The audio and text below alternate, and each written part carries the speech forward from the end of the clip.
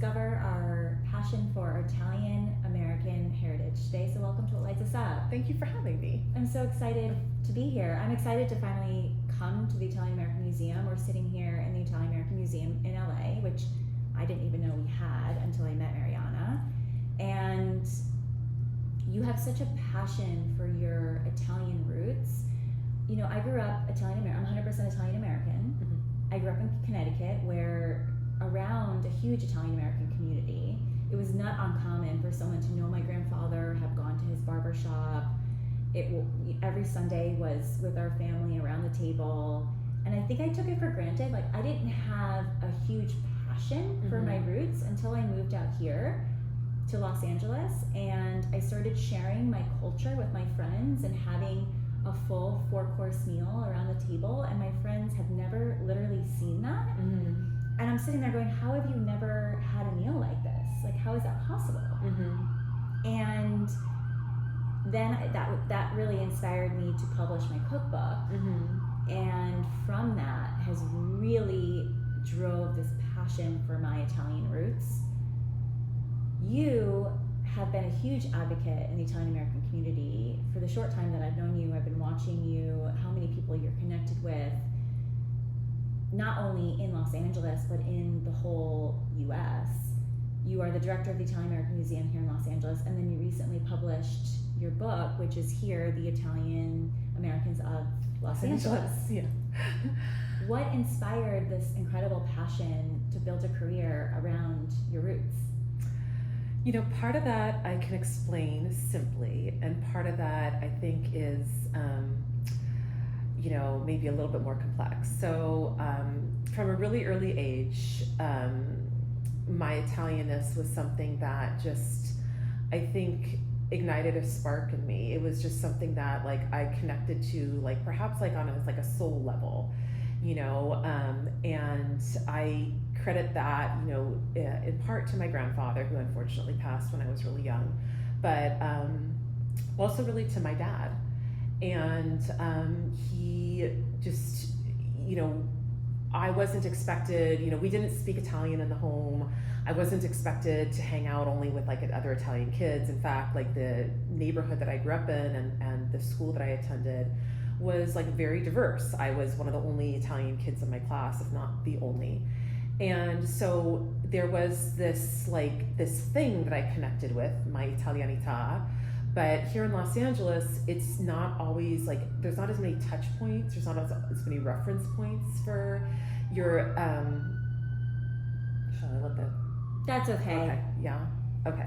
It's Los Angeles ambiance. No, you know, this is authentically Los Angeles, authentically downtown Los Angeles. You can hear those sirens in the background, so.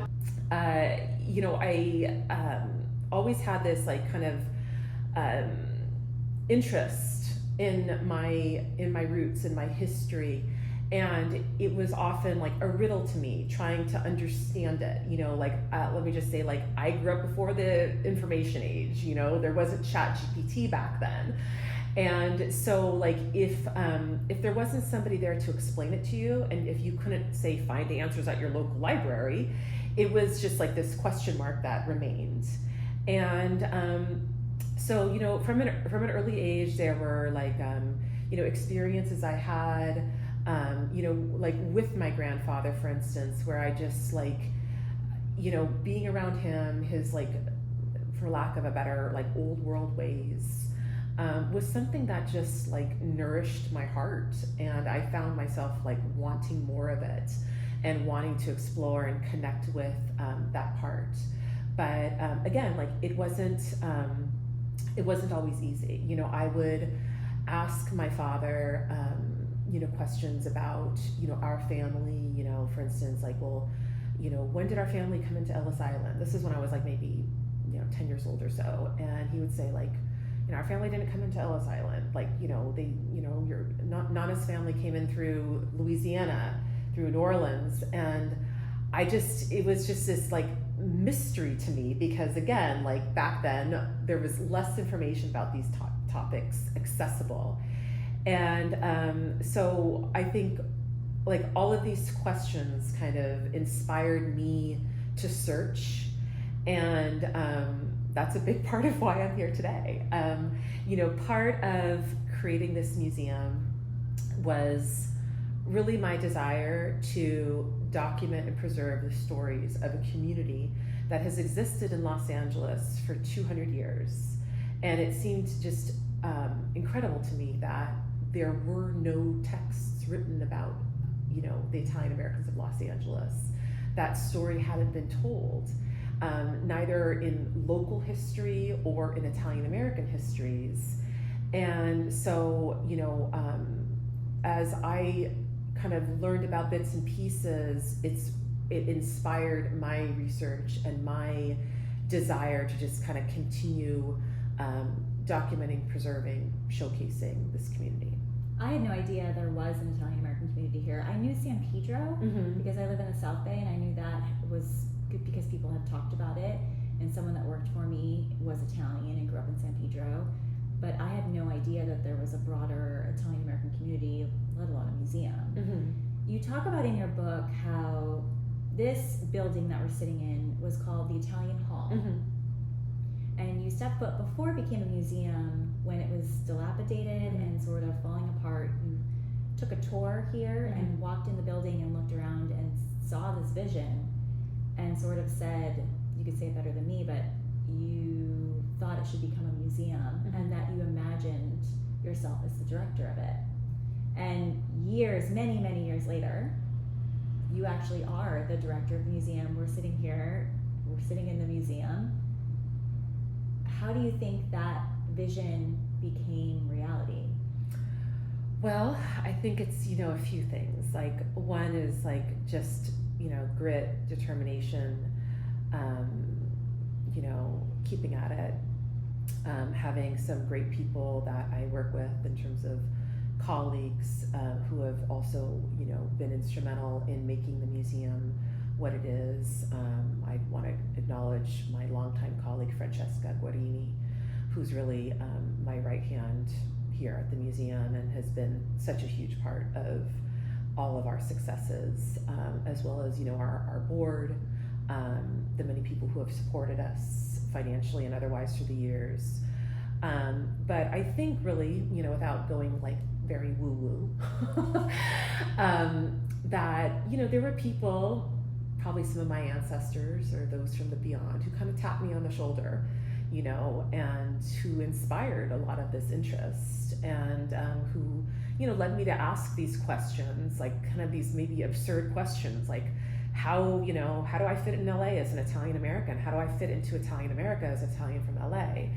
And I really believe that sometimes our purpose comes from people who are not always visible to us, and I think I had some angels guiding me along the way. But the story that you had mentioned, again, growing up here, Italians, were not spoken of. Like like any fourth grader, like any person attending school in Los Angeles, you learn about local history. But again, like the Italian chapter was never part of the narrative. And so I grew up wondering, like, do we have a history here? Then I learned about this building, and I read the essays of a California historian by the name of Gloria Ricci Lothrop, who was really one of the only folks one of the few to write about the Italians of Los Angeles, if only in an abbreviated way. And some of the the things that she wrote about kind of illustrated to me, like, there is a tremendous history here. Not only is there a history here, but there's a tremendous history here. I mean, Italians began settling in Los Angeles in 1827, before the state of California came to be. State of California was 1850. So, Italians are here before California statehood. And, if you start to look at all the ways in which they've shaped California and the imprint that they've left, it's really in like every industry, every part of California and Los Angeles. And again, just like the idea that like nothing would memorialize that, like people who contributed so much to our city and state today, but whose contributions are been overlooked. And I just, I thought that's really a shame, And so that was, again, part of what led me to, write this book, to create this museum. And then, it's also what has been such a gift in my life. I mean, working in this community, like you said, now not only locally, but also nationally. I think maybe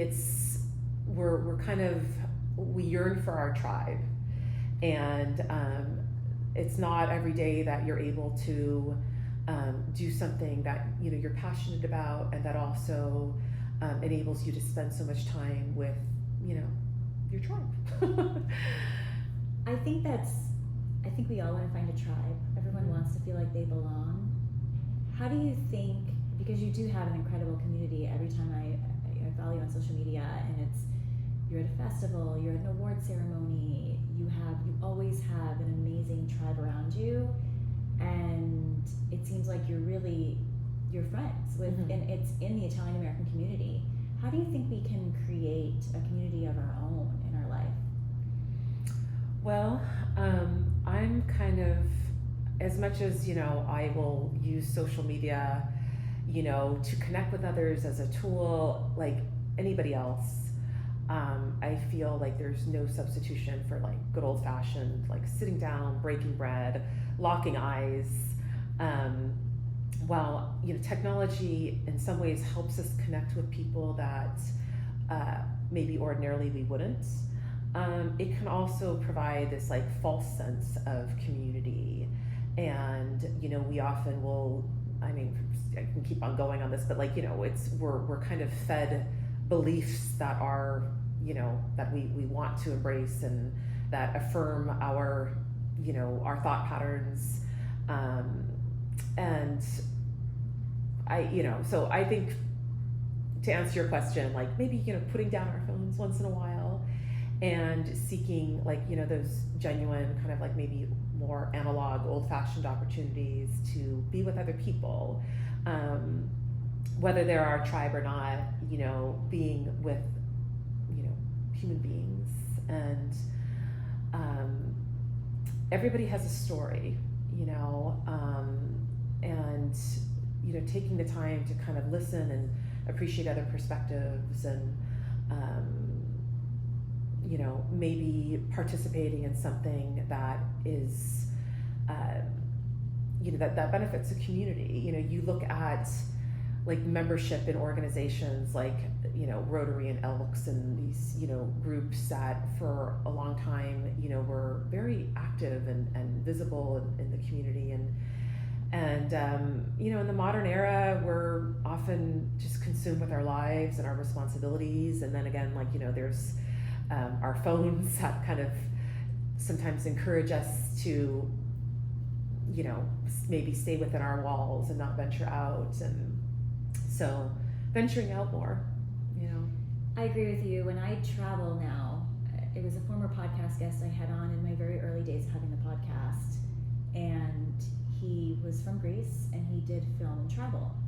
I was never interested in any video, even for the podcast. I would cringe, like, oh my god, I have to do video and the social clips, and does it look right for social media, all the stuff, right, that you talked about. And I was so intrigued by what he was doing. At the same time, I lost my job in corporate fashion, and I felt called to go back to the town of my ancestry in Italy and immerse myself in food culture. And I was just called to film videos and cook with people in the town and observe the food culture of the town. And what brought me so much joy and so much connection and so much community with cousins I had never met, with people I never met, and people I didn't even speak the language, was having a meal together, cooking together, and breaking bread. And so much so that I said, oh my god, I have to share this. And so I'm starting to host small group trips back to that town to have people experience what Italy is like in a small town. But you're right. Creating a community is about putting our phones down and really understanding what the culture is. I mean, going back to why my friends were so, what is the Italian culture? Sitting around the table and having a 4-course meal. Mm-hmm. That's what the Italian culture is about. That is why we gather at feasts and Mm-hmm. festivals, and why everyone loves to travel to Italy is because of the food. Mm-hmm. The warmth. And the warmth. How do you think being curious about where we come from, talking about me going back to the town of my ancestry, can help us find our path to more joy and to what lights us up? Gosh, that's a great question. Well, first, I just want to one little comment about what you were saying just now. The Italian word for friend, compare, right? It literally means with bread, like the person with whom you share bread. And so we, from this is a Latin, the roots are in Latin, right? So this is an ancient word. But it's also a concept, right? The person with whom you share bread. And I find that so beautiful. And it's the world is so chaotic and divided, and just the idea of sitting down and breaking bread, it's may sound so simple, but I feel the more we return to that, probably the happier that we're all going to be. So less divisive. Yes, less divisive, and just there is really no substitution for that connectivity. We can pretend all the things that we want, we can have our AI assistant answer us, but that human interaction. So to get to go to your second question though, I've had a lot of magical experiences in my life. This is my 20th year working on the museum project, my 15th year as director. I first walked in this building in the early 90s. That was, you had asked earlier, I learned about this building on the edge of downtown, Italian Hall, that had been an Italian community gathering place. And I was like, what? I literally, drove by this building a million times throughout my life and never knew. And just the idea that it was kind of hidden in plain sight, and that it spoke to this, this incredible history of Italians in Southern California was so I really believe that there was this loving hand that guided me here. And that has, continued to guide me since then. I have come to realize that sometimes our path, our vocation is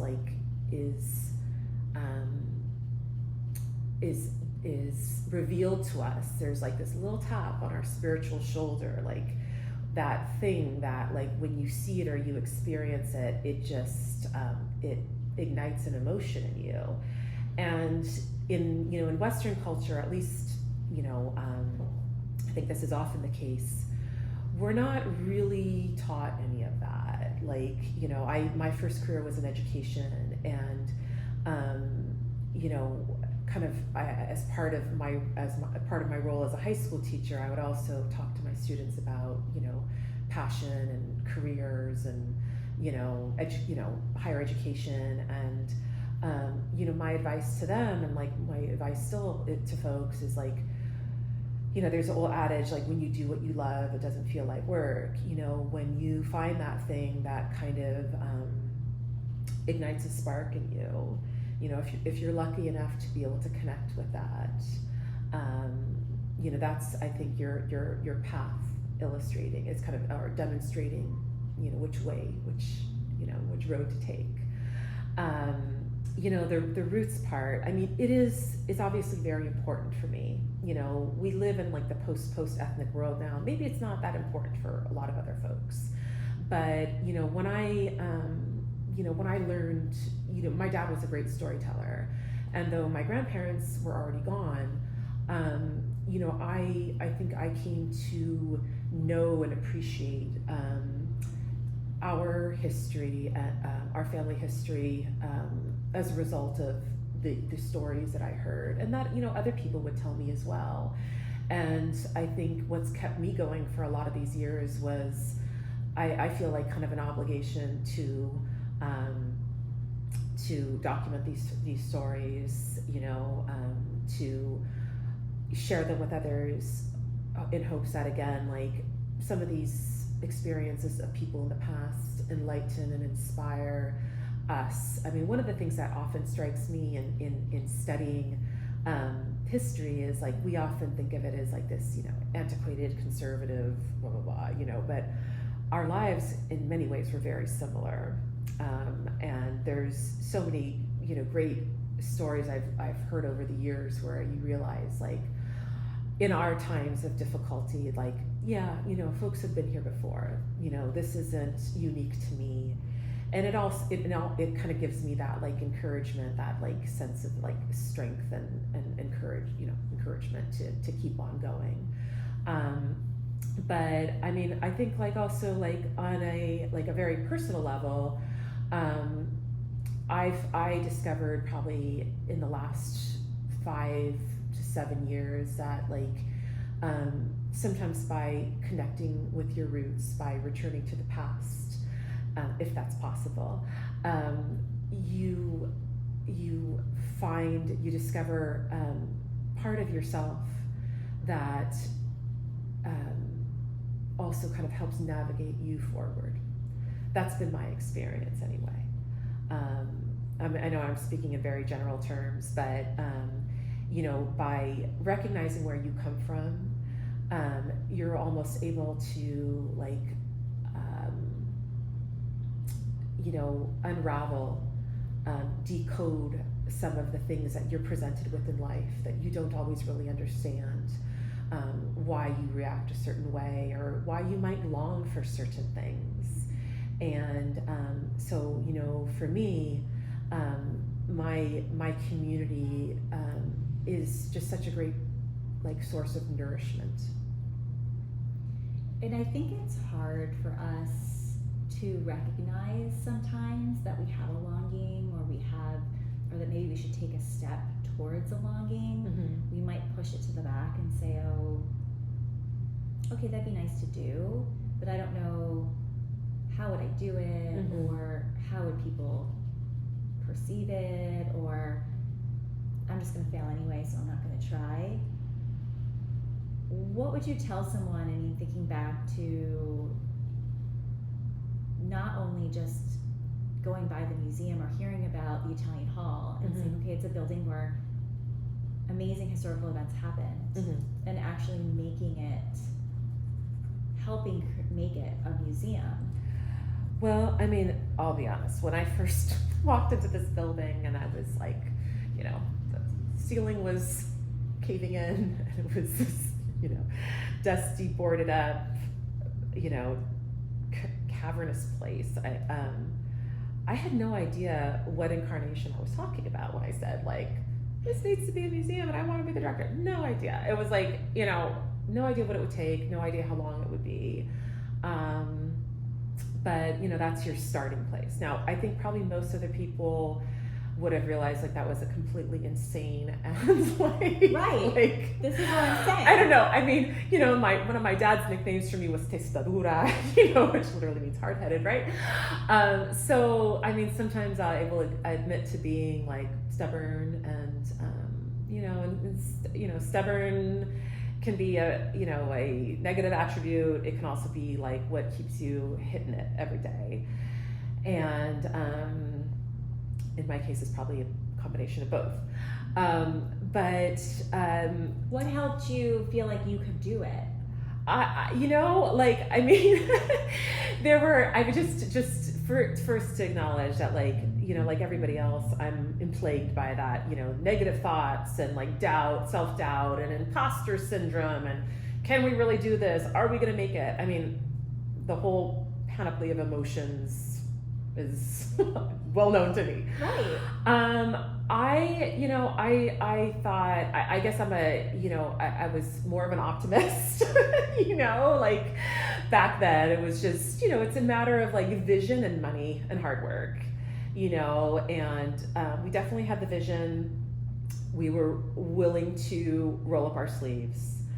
Probably the most challenging part was fundraising and dealing with like the bureaucracy of, all of this. But a lot of it was just, I would think, complete insanity.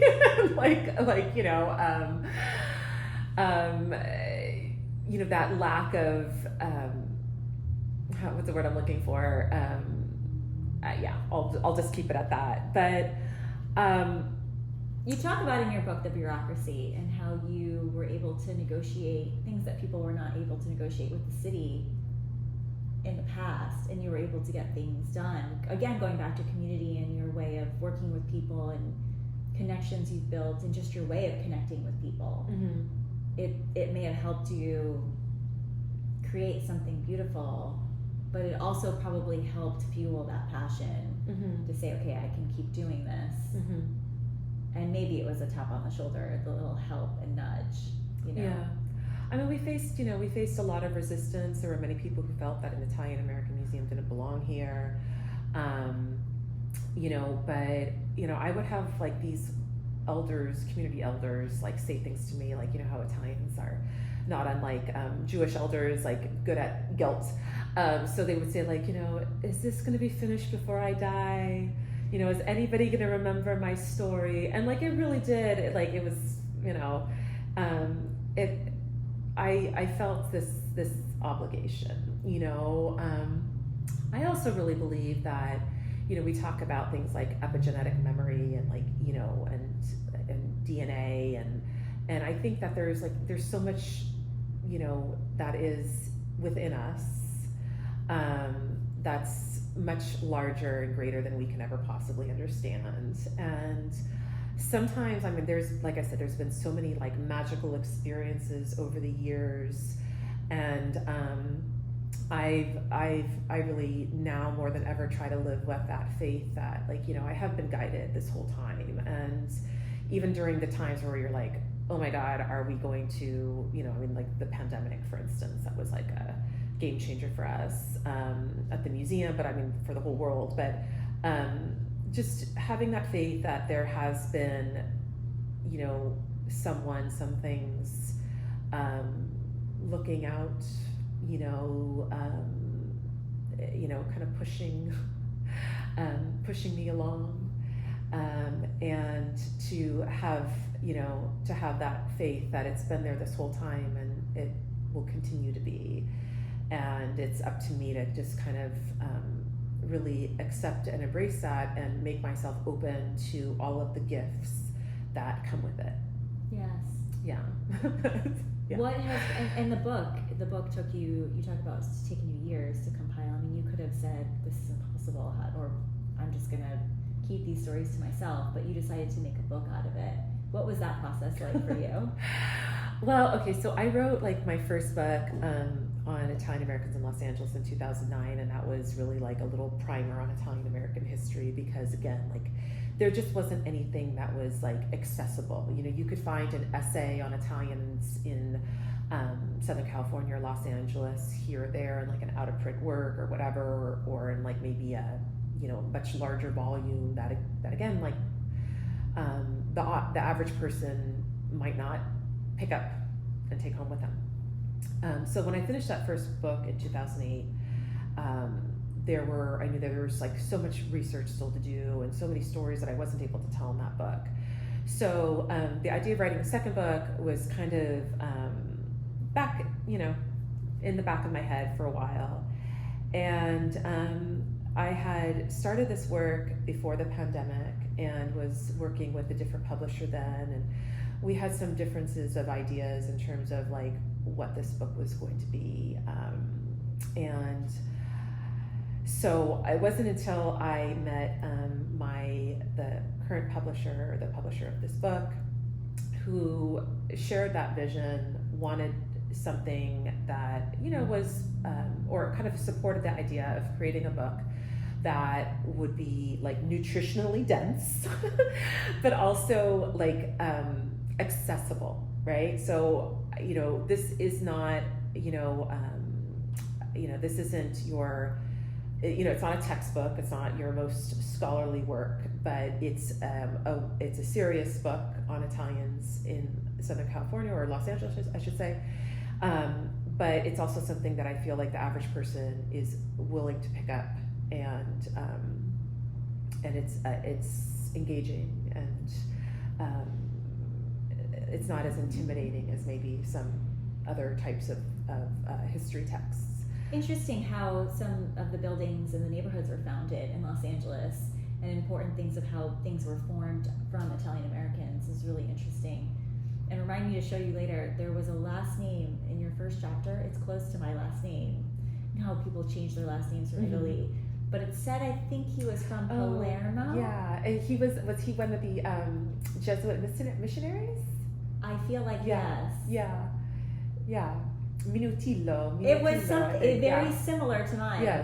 Yes. But my last name wasn't changed, but who knows, maybe, I feel like we were all sort of, who knows, we crossed at some point back in the day, right? Like you said, I look like your sister. You do. So, like a doubles, like you could be like, come on over and just sit in on the family photo,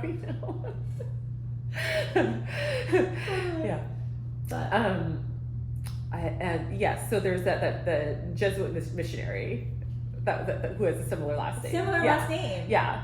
I mean, I guess like again, like the impact, the presence, the contributions that Italians have made to this region are enormous, but they've largely been overlooked, and part of that is like Los Angeles, we've never been a great city when it comes to preserving our history, or even like promoting an accurate, narrative. I mean, we've often been like more invested in fantasy than anything else here. Right, that's very true. Very, very true. But if you look at Los Angeles, we are a community. I mean, during the most recent times, we're sitting here where the protests are happening around this area, and even during the fires, it did really feel like a community came together to help each other.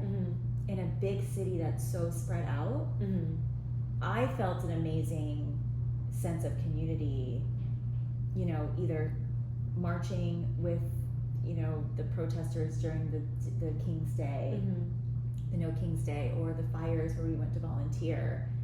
It's a sense of community, and you, again, like it's going back to how do you create your sense of community in a place that feels so large? You work together and you create something, and you get involved. Yes, in something, I mean, it's like choose something, right? And see how it goes, but just like, get out there, So how has all of this changed your life? The museum, the following your roots, the book. Gosh, I mean, this project has been such like, an enormous part of my life. I mean, I'll just be honest, like, people often associate me like, with the museum. I mean, like I'm often not like, Marianna Gatto, private citizen. I'm like, Marianna Gatto, director of the entire. And so I mean, it is like, it's been this like inextricably connected part of who I am, and I mean, I can't like I can't ever really imagine not being part of this community. Sometimes I refer to like among my colleagues who are also active in Italian American causes and organizations, like I say that like we're the last of the community is, how can I say this, like here in Los Angeles I feel like the community is shrinking. Many of the older folks, the elders who I came up with, have passed on, and they just their children and grandchildren aren't interested. So it's not as, it's a different community now than 20 years ago or even 10 years ago. But I can't imagine like this not being part of my life. And, and we all spend our lives in some fashion. This happens to be my calling.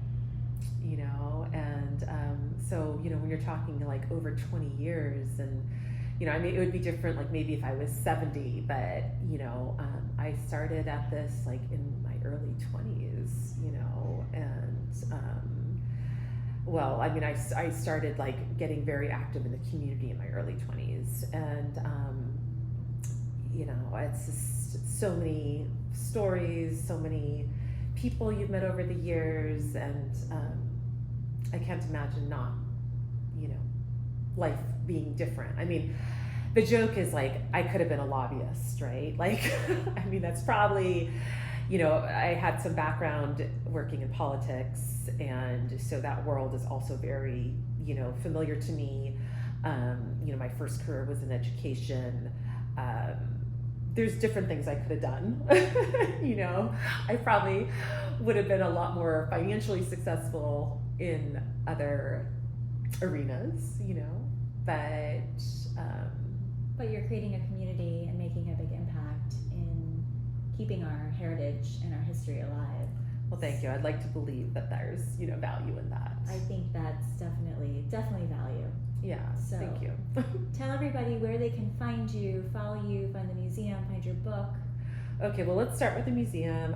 So our website is imla.org. That's IAMLA.org. You can also find the museum on Facebook and on Instagram, Italian American Museum of LA. I'm probably most active these days on Instagram, Gatto Los Angeles, but my website is mariannagatto.com. The book you can find on any of the big guys whose names I don't need to mention, or you can support your local or your independent Italian American bookstore. IAM Books in Boston carries it, and they ship nationwide and beyond, I believe. If you want an autographed copy, you can contact me through my website. Great. Well, thank you so much. Thank you. Thank you. And I have your book, and the way I met Marianna real quickly was I went to her book signing because I was looking to go to another Italian American event in the city, and they were sold out. So I saw her book event, and I went, and I made a new friend, not only with you, but then Patrick. Our mutual friend, was sitting behind me. Pat, my kumpa. So it's just, you know, you Shout out to Pat, who brings so many people together. literally so many people together, and it's just one decision. I made 2 new friends. So Well, good, and I Get out hope, there. like, you know, come visit us at the museum. I just would also like to mention to everybody, like, admission to the museum is free, so are most of our programs. We're open Tuesday through Sunday, and we have, like, some great exhibitions, great events that are, you know, for everyone. So, you know, follow us and come visit. it's a beautiful, beautiful building. Thank you. Thank you so much. Thank you.